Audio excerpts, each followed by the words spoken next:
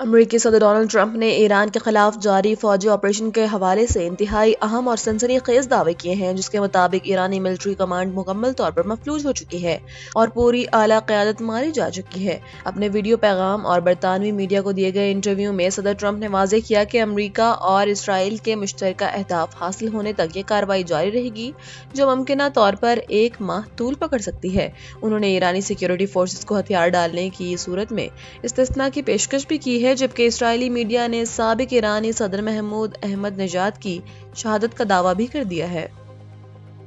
برطانوی وزیر اعظم care Starmer نے ایران کے خلاف جاری فوجی کارروائیوں کے لیے امریکہ کو اپنے فوجی اڈے استعمال کرنے کی باقاعدہ اجازت دے دی ہے۔ اپنے بیان میں انہوں نے واضح کیا کہ یہ فیصلہ خطے میں ایرانی میزائلی حملوں کو روکنے، معصوم شہریوں کی جانیں بچانے اور تنازع میں غیر شامل ممالک کے تحفظ کے لیے کیا گیا ہے۔ وزیر اعظم سٹارمر کے مطابق برطانوی رائل ایئر فورس کے طیارے پہلے ہی فضا میں موجود ہیں اور ایرانی حملوں کو کامیابی سے ناکام بنا رہے ہیں، جبکہ خلیجی اتحادیوں کے ساتھ دفاعی تعاون کو مزید مضبوط کیا جا رہا ہے تاکہ برطانوی شہریوں اور مفادات کا تحفظ یقینی بنایا جا سکے۔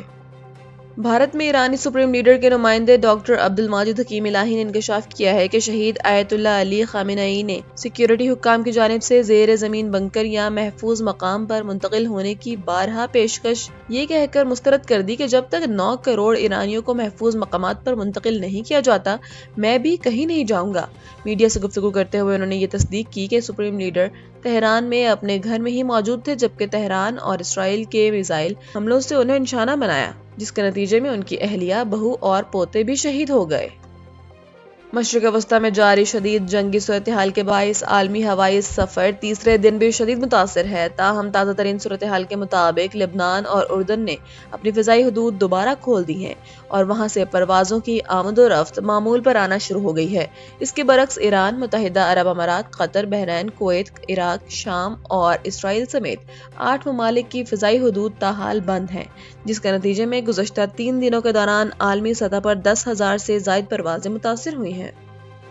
امریکی صدر ڈونلڈ ٹرمپ نے ایران کے خلاف فوجی کارروائیوں میں بڑی پیش رفت کا دعویٰ کرتے ہوئے کہا ہے کہ امریکی افواج نے ایرانی بحریہ کا ہیڈ کوارٹر اور 9 جنگی بحری جہاز مکمل طور پر تباہ کر دیے ہیں۔ واشنگٹن میں میڈیا سے گفتگو کرتے ہوئے صدر ٹرمپ نے جارحانہ انداز اپناتے ہوئے انتباہ کیا کہ امریکی فورسز اب ایران کے بقیہ بحری جہازوں کو نشانہ بنا رہی ہیں جو کھلے سمندر میں موجود ہیں۔ تاہم اس عسکری دباؤ کے ساتھ ساتھ صدر ٹرمپ نے سفارتی دروازہ بھی کھلا رکھا ہے اور ایران کی نئی ممکنہ قیادت کے ساتھ مذاکرات پر آمادگی ظاہر کی ہے۔